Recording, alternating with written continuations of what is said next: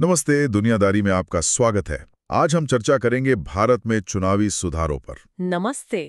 चुनावी सुधार यानी इलेक्टोरल रिफॉर्म्स सुनने में थोड़ा भारी शब्द लगता है, पर इसका मतलब सीधा सा है। हाँ, बिल्कुल। ऐसे बदलाव जो हमारी चुनाव प्रक्रिया को ज्यादा कुशल, पारदर्शी और निष्पक्ष बनाए, मतलब फेयर, ट्रांसपेरेंट, एफिशिएंट इलेक्शंस। बिल्कुल सही कहा। भारत जैसे इतने बड़े लोकतंत्र की बुनियाद ही स्वतंत्र और निष्पक्ष चुनाव है। यही तो राजनीतिक लेजिटिमेसी देते हैं और नागरिकों की भागीदारी भी सुनिश्चित करते हैं। इनके बिना तो डेमोक्रेटिक गवर्नेंस की हम कल्पना ही नहीं कर सकते। लेकिन ये भी सच है कि समय के साथ हमारी चुनाव प्रक्रिया में कई गंभीर चुनौतियां भी खड़ी हुई हैं। हाँ, वो तो है। पैसा और बाहुबल का बढ़ता प्रभाव, राजनीति का अपराधीकरण, पार्टियों के अंदर ही लोकतंत्र की कमी और कभी-कभी वोटिंग परसेंटेज कम होना, ये सब समस्याएं दिखती हैं। हाँ, और इन्हीं चुनौतियों से निपटने के लिए और जो डेमोक्रेटिक प्रोसेस की गरिमा है उसे बनाए रखने के लिए चुनावी सुधारों की जरूरत पड़ती है। अच्छा। मकसद यही है कि कानूनी ढांचे को मजबूत किया जाए, जो इंस्टीट्यूशनल मैकेनिज्म्स हैं उनमें सुधार हो और सबसे जरूरी चुनावी प्रणाली में जनता का विश्वास बना रहे। और संविधान भी तो इस बारे में कुछ कहता है, शायद आर्टिकल 324। बिल्कुल। कॉन्स्टिट्यूशन का आर्टिकल 324 इलेक्शन कमीशन मतलब ईसी को चुनाव कराने की पूरी शक्ति और जिम्मेदारी देता है। मतदाता सूची तैयार करना, संसद और राज्यों के चुनाव कराना, सब ईसी के पास है। और कानूनी तौर पर देखें तो representation of the people act RPA 1950 और 1951 ये सबसे अहम लगते हैं। हाँ, ये दो कानून मुख्य हैं। 1950 वाला एक्ट ज्यादातर मतदाता सूची और चुनाव अधिकारियों जैसे सीईओ, डीईओ इनसे जुड़ा है। ठीक है। और 1951 वाला जो एक्ट है वो पूरी चुनाव प्रक्रिया, उम्मीदवारों की योग्यता, पार्टियों का रजिस्ट्रेशन, चुनावी अपराध, इन सब चीजों को देखता है। अच्छा, तो ये तो हुआ एक बेसिक फ्रेमवर्क। तो चलिए अब जरा देखते हैं कि आज़ादी के बाद से अब तक इस दिशा में क्या-क्या महत्वपूर्ण कदम उठाए गए हैं। हाँ, सुधारों का ये सफर काफी लंबा और कह सकते हैं निरंतर चलने वाला रहा है। बिल्कुल। शुरुआत में देखें तो एक बड़ा बदलाव तो शायद वोटिंग एज को लेकर हुआ था, युवाओं को जोड़ने के लिए। हाँ, वो एक लैंडमार्क स्टेप था। 61st constitution amendment act 1988। 1988, हाँ। इसने वोटिंग एज 21 साल से घटाकर 18 साल कर दी। रातों रात करोड़ों युवा वोटर बन गए। ये लोकतंत्र को और ज्यादा इंक्लूसिव बनाने की दिशा में एक बहुत बड़ा कदम था। और चुनावों को थोड़ा सीरियस बनाने के लिए, मतलब नॉन सीरियस कैंडिडेट्स को रोकने के लिए भी कुछ हुआ था, जैसे सिक्योरिटी डिपॉजिट बढ़ाना या कुछ और। हाँ, सिक्योरिटी डिपॉजिट बढ़ाई गई थी ताकि केवल गंभीर उम्मीदवार ही मैदान में उतरे। साथ ही राज्यसभा और विधान परिषदों के चुनावों के लिए प्रपोजर्स यानी प्रस्तावकों की संख्या बढ़ाई गई कि निर्वाचन क्षेत्र के 10% मतदाता या 10 मतदाता जो भी कम हो वो प्रस्तावक बने, ताकि कोई भी यूं ही पर्चा ना भर दे। टेक्नोलॉजी का इस्तेमाल कब शुरू हुआ? मैं ईवीएम्स की बात कर रहा हूँ। इलेक्ट्रॉनिक वोटिंग मशीन्स यानी ईवीएम्स, इनका आना एक बड़ा गेम चेंजर था।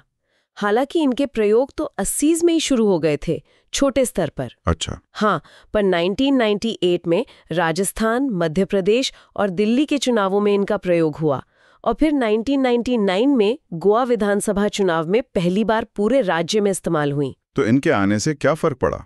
इनसे फर्जी वोटिंग, इनवैलिड वोट्स की समस्या लगभग खत्म हो गई। गिनती बहुत तेज हो गई और ढेर सारा कागज भी बचा। एक तरह से पूरी प्रक्रिया आधुनिक हो गई। उन दिनों बूथ कैप्चरिंग की घटनाएं भी काफी सुनने में आती थी, उस पर कैसे लगाम लगी? बूथ कैप्चरिंग यानी मतदान केंद्र पर जबरदस्ती कब्जा करना, ये तो लोकतंत्र का मजाक था। हाँ, बिल्कुल। इसके लिए आरपीए एक्ट 1951 में एक खास प्रावधान सेक्शन 58A जोड़ा गया कि अगर बूथ कैप्चरिंग होती है तो ईसी चुनाव रद्द या स्थगित कर सकता है। अच्छा, ये कानूनन शक्ति मिली इसी को। हाँ, साथ ही पोलिंग बूथ के पास हथियार ले जाना भी एक संगीन अपराध बना दिया गया। और 1993 में आए वोटर आईडी कार्ड्स यानी एपिक्स ने भी इम्पर्सनेशन मतलब किसी और के नाम पर वोट डालने को रोकने में काफी मदद की। तो ये तो हुए शुरुआती दौर के कुछ अहम सुधार। हाँ। फिर 1996 के बाद भी ये सिलसिला जारी रहा होगा? बिल्कुल बिल्कुल। छोटे बड़े कई बदलाव हुए, जैसे बैलेट पेपर पर उम्मीदवारों की लिस्टिंग का तरीका बदला गया। वो कैसे? अब 3 श्रेणियों में लिस्टिंग होती है। मान्यता प्राप्त राजनीतिक दल, फिर पंजीकृत लेकिन गैर मान्यता प्राप्त दल, और आखिर में निर्दलीय उम्मीदवार। अच्छा, ये कैटेगराइजेशन हुआ। हाँ। और अयोग्यता मतलब डिस्क्वालिफिकेशन के नियमों में भी कुछ सख्ती आई? हाँ, आरपी एक्ट 1951 के सेक्शन 8 में कुछ और ग्राउंड्स जोड़े गए। जैसे अगर कोई व्यक्ति राष्ट्रीय ध्वज या संविधान का अपमान करने या राष्ट्रगान को रोकने का दोषी पाया जाता है, तो उसे 6 साल के लिए चुनाव लड़ने से अयोग्य घोषित किया जा सकता है। ये नेशनल ऑनर्स एक्ट 1971 के उल्लंघन पर लागू होता है। एक और चीज याद आ रही है, चुनाव के दौरान शराब की बिक्री पर रोक। ये कब लगा? हाँ, ये भी एक जरूरी कदम था शांतिपूर्ण और निष्पक्ष चुनाव के लिए। मतदान खत्म होने से 48 घंटे पहले तक उस पोलिंग एरिया में शराब या वैसे ही नशीले पदार्थों की बिक्री या वितरण पर पूरी तरह रोक लगा दी गई। और अगर कोई उल्लंघन करे तो सजा का प्रावधान है।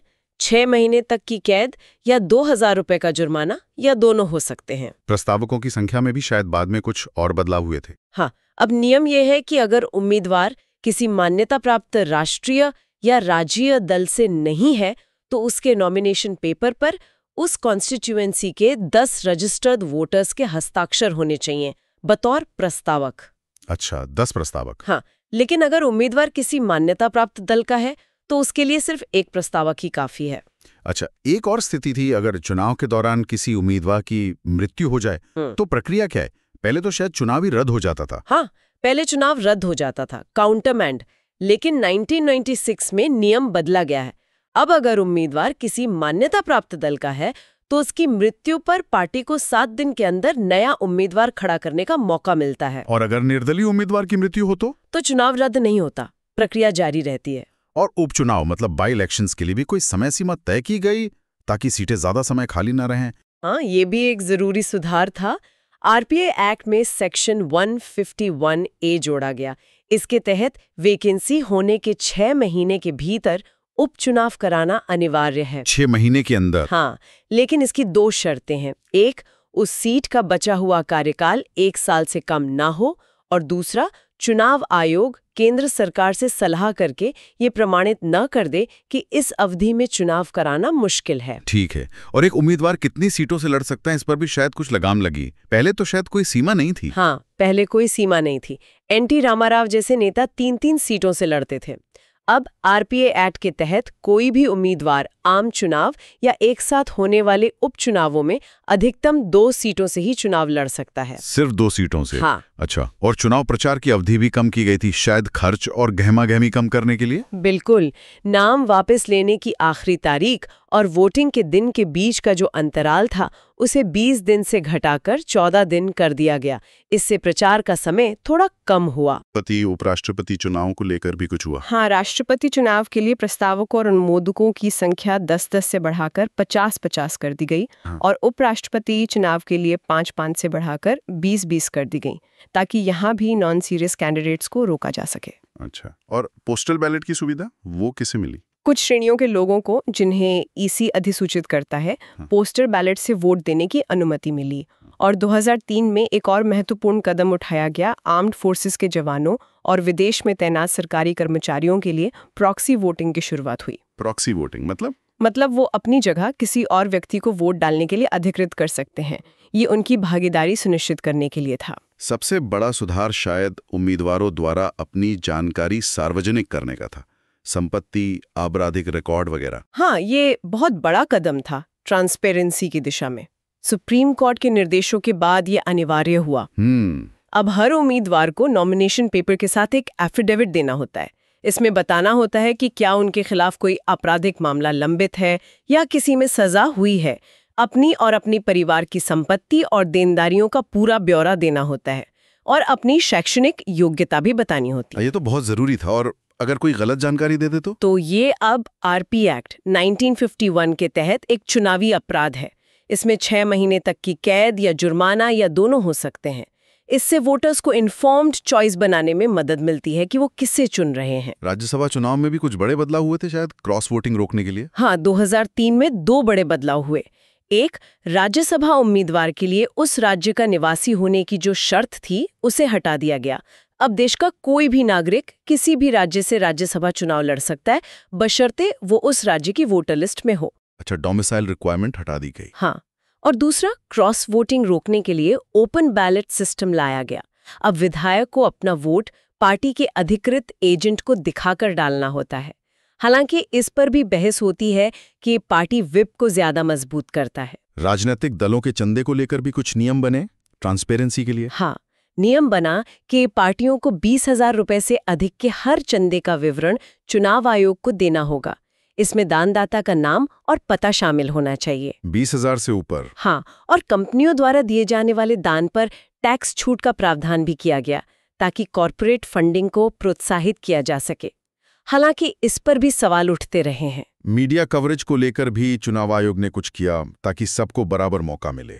हाँ, चुनाव आयोग ये सुनिश्चित करने की कोशिश करता है कि सरकारी इलेक्ट्रॉनिक मीडिया जैसे दूरदर्शन और आकाशवाणी पर मान्यता प्राप्त राष्ट्रीय और राज्य दलों को उनके पिछले प्रदर्शन के आधार पर प्रचार के लिए समान समय मिले।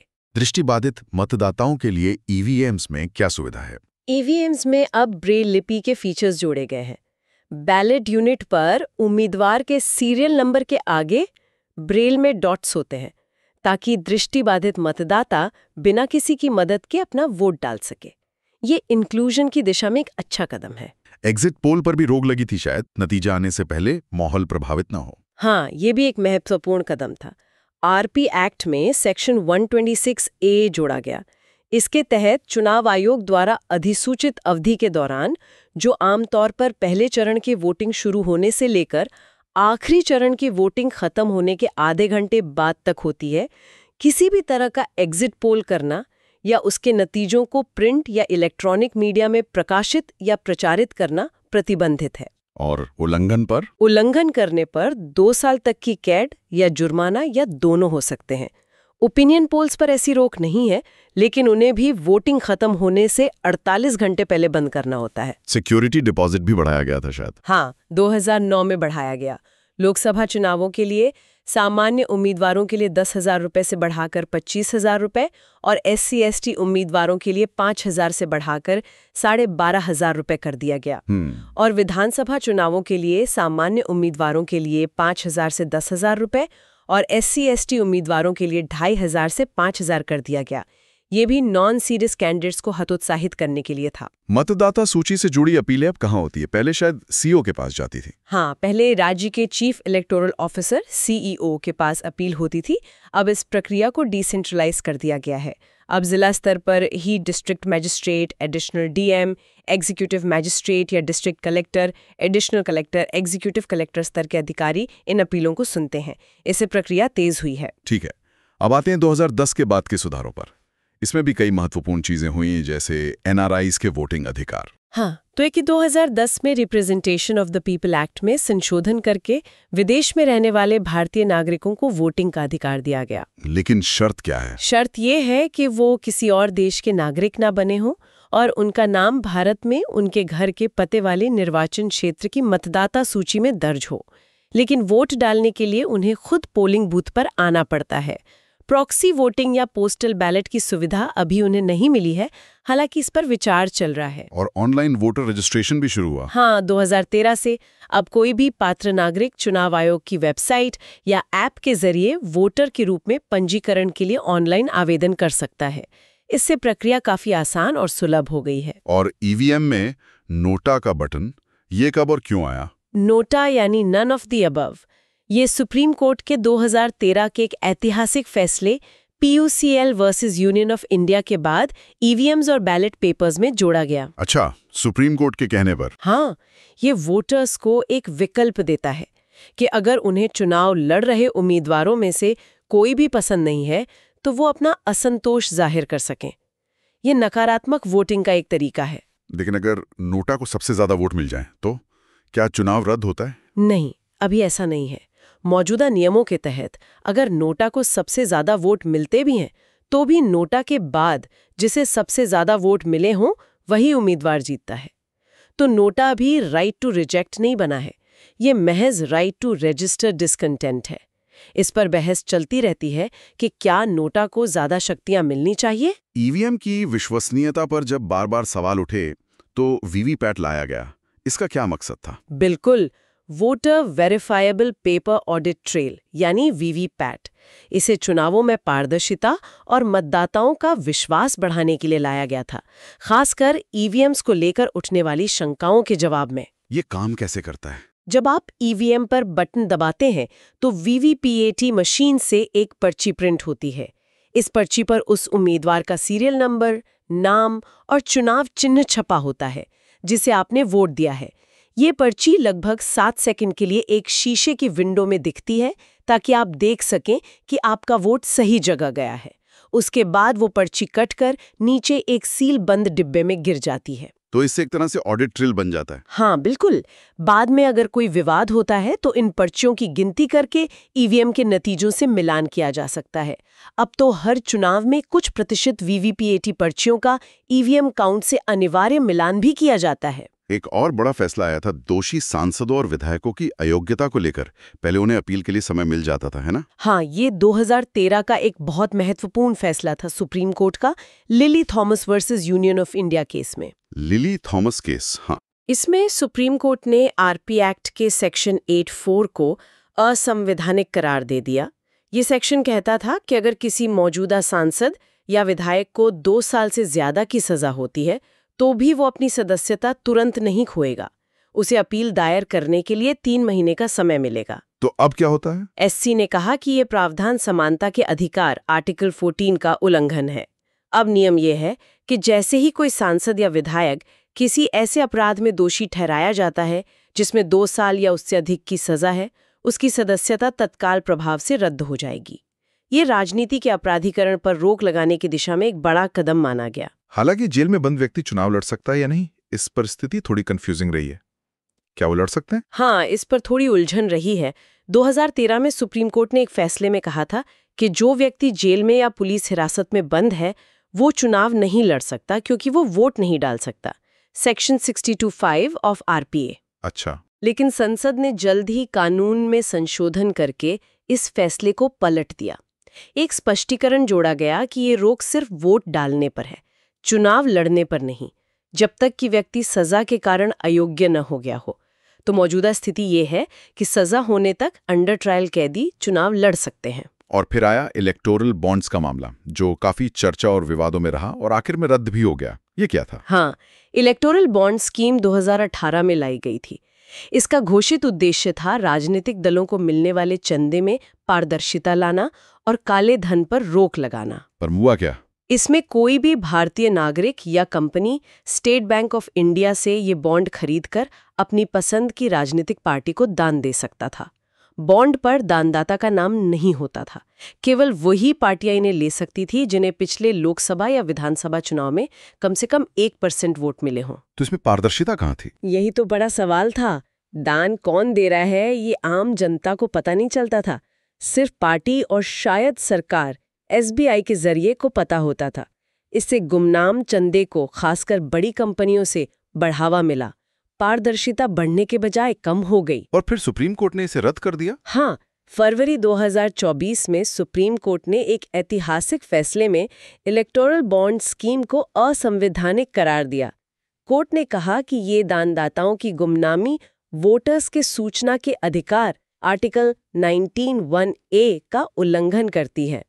कोर्ट ने एसबीआई को बॉन्ड खरीदने वालों और पार्टियों द्वारा भुनाए गए बॉन्ड्स का सारा ब्यौरा चुनाव आयोग को देने का आदेश दिया, जिसे फिर सार्वजनिक किया गया।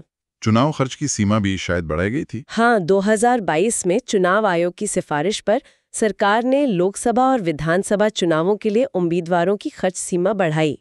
बड़े राज्यों में लोकसभा चुनाव के लिए ये सीमा 70 लाख से बढ़ाकर 95 लाख कर दी गई और छोटे राज्यों में 54 लाख से 75 लाख। और विधानसभा के लिए? बड़े राज्यों में विधानसभा चुनाव के लिए 28 लाख से 40 लाख रुपए और छोटे राज्यों में 20 लाख से 28 लाख कर दी गई। लेकिन असली समस्या पार्टियों के खर्च की है, जिस पर कोई सीमा नहीं है।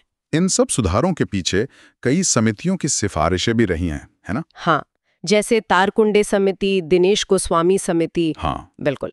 समय समय पर कई समितियों ने चुनावी सुधारों पर बहुत महत्वपूर्ण सुझाव दिए हैं। तारकुंडे समिति 1974, दिनेश गोस्वामी समिति 1990, वोहरा समिति 1993 जिसने अपराध और राजनीति के गठजोड़ पर चिंता जताई थी, इंद्रजीत गुप्ता समिति 1998 जिसने चुनावों की स्टेट फंडिंग की बात की थी, फिर लॉ कमीशन की रिपोर्ट्स खासकर 170वीं 1999 और 255th 2015, टंका समिति 2010, इन सब ने बहुत व्यापक सुधारों की सिफारिशें की हैं।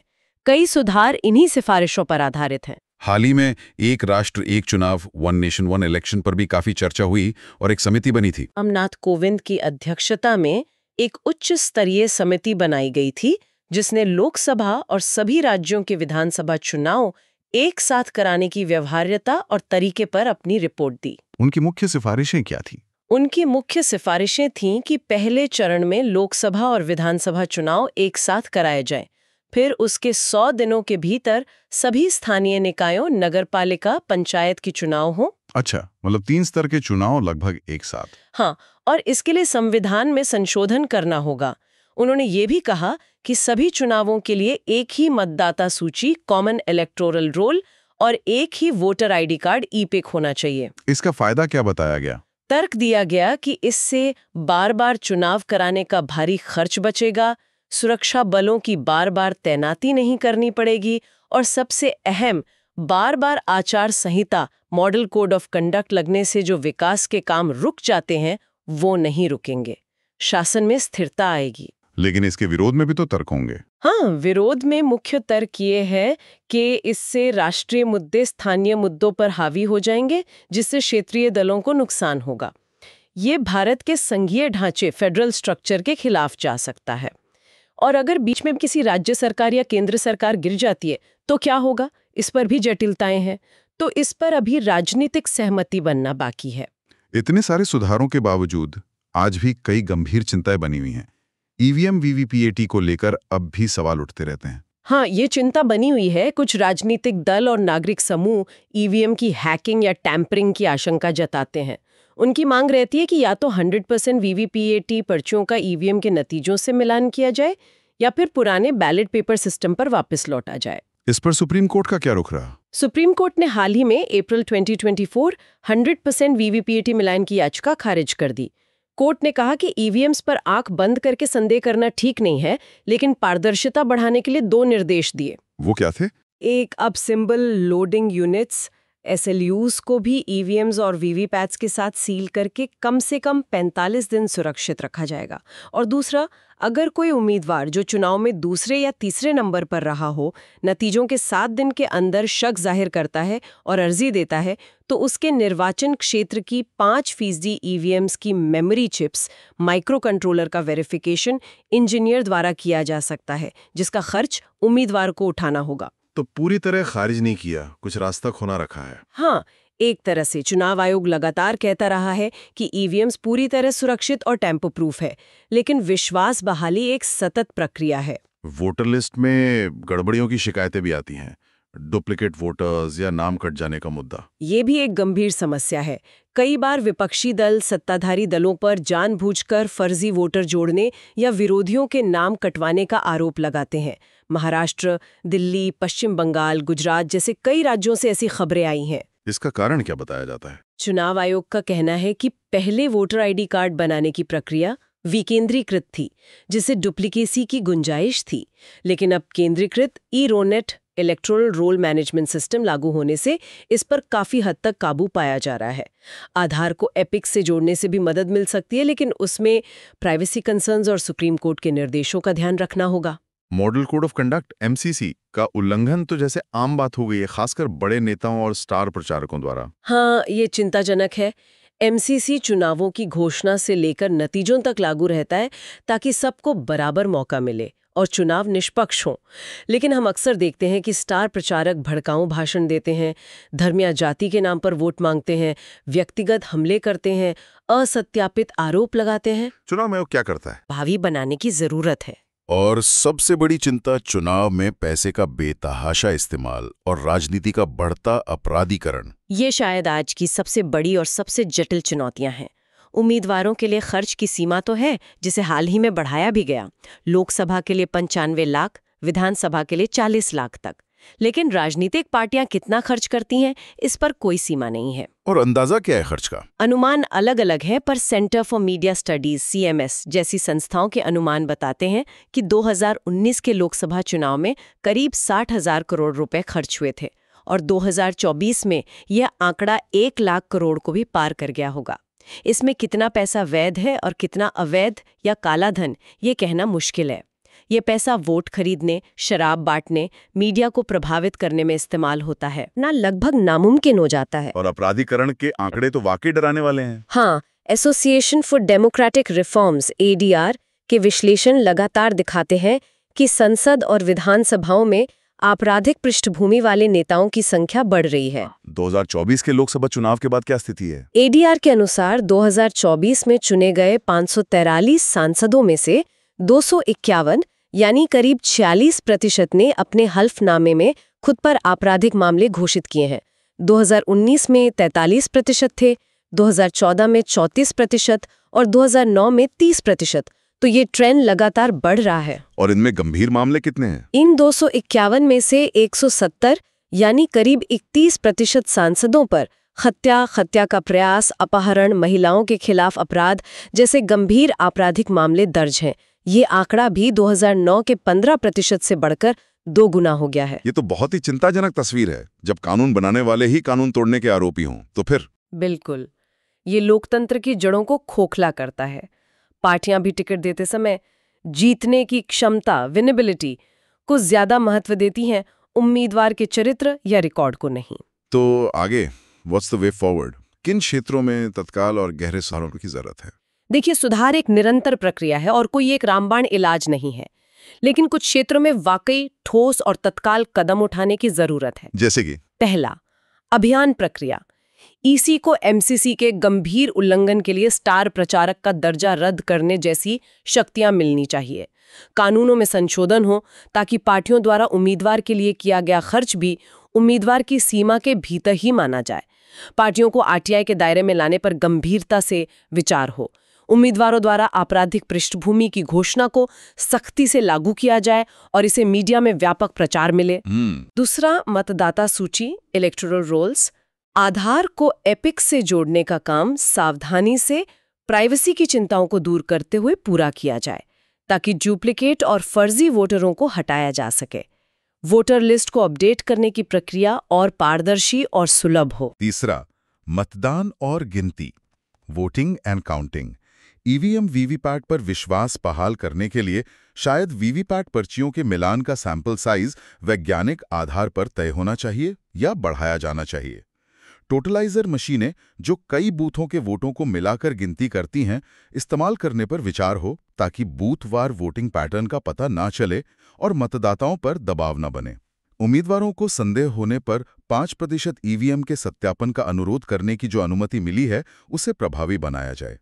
चौथा, मतदाता जागरूकता, वोटर अवेयरनेस। मीडिया और नागरिक समाज की निगरानी भूमिका का समर्थन करना जरूरी है। नेताओं के लिए नैतिक प्रशिक्षण कार्यक्रम लागू करने पर विचार हो सकता है। वोटरों को उनके अधिकारों और उम्मीदवारों की पृष्ठभूमि के बारे में जागरूक करने के अभियान और तेज करने होंगे। और पांचवां और शायद सबसे अहम, चुनावी वित्त, इलेक्टोरल फाइनेंस। इलेक्टोरल बॉन्ड्स की जगह एक पूरी तरह पारदर्शी फंडिंग व्यवस्था लानी होगी।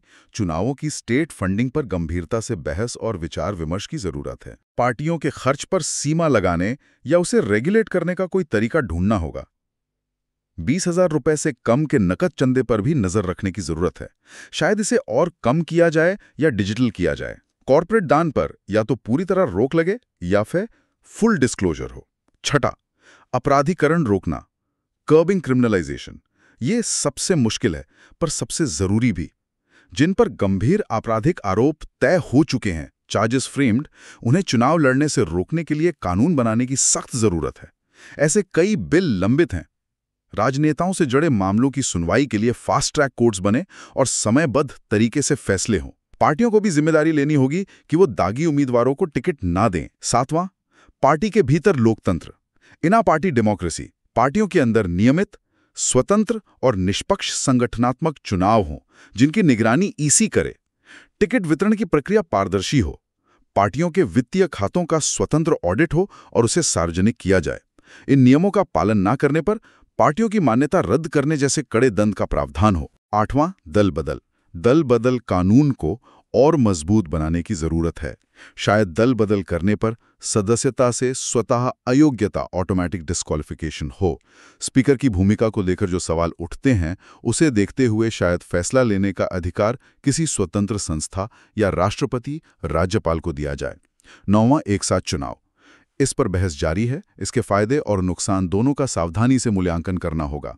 क्या ये दक्षता बढ़ाएगा या संघवाद को कमजोर करेगा? इस पर व्यापक राजनीतिक सहमति बनानी होगी। 10वां, मतदाता भागीदारी, वोटर पार्टिसिपेशन। शहरी उदासीनता क्यों है, इसे समझना होगा। प्रवासी मजदूरों को वोट देने में जो दिक्कतें आती हैं, उन्हें दूर करने के लिए रिमोट वोटिंग मैकेनिज्म (RVM) पर तेजी से काम करना होगा। महिलाओं, दिव्यांगों और बुजुर्गों की भागीदारी बढ़ाने के लिए और बेहतर सुविधाएं देनी होंगी। 11वां, प्रौद्योगिकी का विनियमन, रेगुलेटिंग टेक्नोलॉजी। EVM वीवीपैट पर विश्वास बहाली के साथ साथ डिजिटल प्रचार के दौर में नई चुनौतियों से निपटना होगा, जैसे सोशल मीडिया पर फैलाई जा रही गलत सूचना, मिस इन्फॉर्मेशन और नफरत, हेट स्पीच, वोटर्स के डेटा की गोपनीयता, डेटा प्राइवेसी, डिजिटल प्रचार पर होने वाले खर्च की ट्रैकिंग और अब AI और डीप फेक्स का खतरा। इन सब को रेगुलेट करने के लिए मजबूत कानून और तंत्र बनाने होंगे। सोशल मीडिया प्लेटफॉर्म्स की जवाबदेही तय करनी होगी। ये तो काफी लंबी लिस्ट है सुधारों की, और इन सब को करने के लिए राजनीतिक इच्छा शक्ति सबसे जरूरी है, और शायद यही सबसे मुश्किल कड़ी है। न्यायपालिका ने तो कई बार अहम भूमिका निभाई है। हाँ, इसमें कोई शक नहीं कि सुप्रीम कोर्ट ने कई ऐतिहासिक फैसले दिए हैं, चाहे वो उम्मीदवारों की जानकारी सार्वजनिक करना हो, नोटा का विकल्प देना हो, सेक्शन 84 रद्द करना हो, या हाल ही में इलेक्टोरल बॉन्ड्स को असंवैधानिक ठहराना हो। जुडिशियल एक्टिविज्म ने कई बार लेजिस्लेटिव या एग्जीक्यूटिव इनएक्शन के कारण बने वैक्यूम को भरा है। लेकिन हमेशा ये सवाल भी उठता है कि क्या न्यायपालिका अपनी सीमाएं लांघ रही है? जुडिशियल ओवररीच, शक्तियों के पृथक्करण, सेपरेशन ऑफ पावर्स का सिद्धांत भी है। आखिर में स्थायी और गहरे सुधार तो संसद और राजनीतिक दलों की इच्छा शक्ति और आपसी सहमति से ही आएंगे, और इसमें नागरिकों की निरंतर जागरूकता और भागीदारी भी उतनी ही जरूरी है। तो कुल मिलाकर भारत में चुनावी सुधारों का सफर एक तरह से कहें तो जारी है। काफी कुछ हासिल हुआ है, EVMs, वोटर IDs, नोटा, पारदर्शिता बढ़ाने के कुछ कदम, लेकिन मंजिल अभी भी दूर लगती है। चुनौतियां बहुत बड़ी और जटिल हैं। पैसे का खेल, अपराधीकरण, पार्टियों की अंदरूनी मनमानी, टेक्नोलॉजी का दुरुपयोग, इन सब से निपटना होगा। बिल्कुल, ये सिर्फ कुछ प्रक्रियात्मक बदलावों, प्रोसीजरल चेंजेस की बात नहीं है। ये हमारे लोकतंत्र की गुणवत्ता और उसकी सेहत का सवाल है। भविष्य के सुधारों को न केवल मौजूदा समस्याओं से निपटना होगा, बल्कि डिजिटल युग की जो नई और जटिल चुनौतियां आ रहे हैं, उनके लिए भी हमें तैयार रहना होगा। असली चुनौती ये है कि कैसे इन सुधारों को सिर्फ कागज पर नहीं, बल्कि जमीन पर प्रभावी ढंग से लागू किया जाए, ताकि हर चुनाव वास्तव में स्वतंत्र, निष्पक्ष और भरोसेमंद हो सके, और जनता का विश्वास इस पूरी प्रक्रिया में बना रहे। इस पर लगातार सोचने और काम करने की जरूरत है। ओके, तो हमें उम्मीद है कि आज की चर्चा आपको पसंद आई होगी। सामान्य अध्ययन विषयों पर ऐसी और चर्चाओं के लिए हमारे चैनल को सब्सक्राइब करें। धन्यवाद। जय हिंद। धन्यवाद। जय हिंद।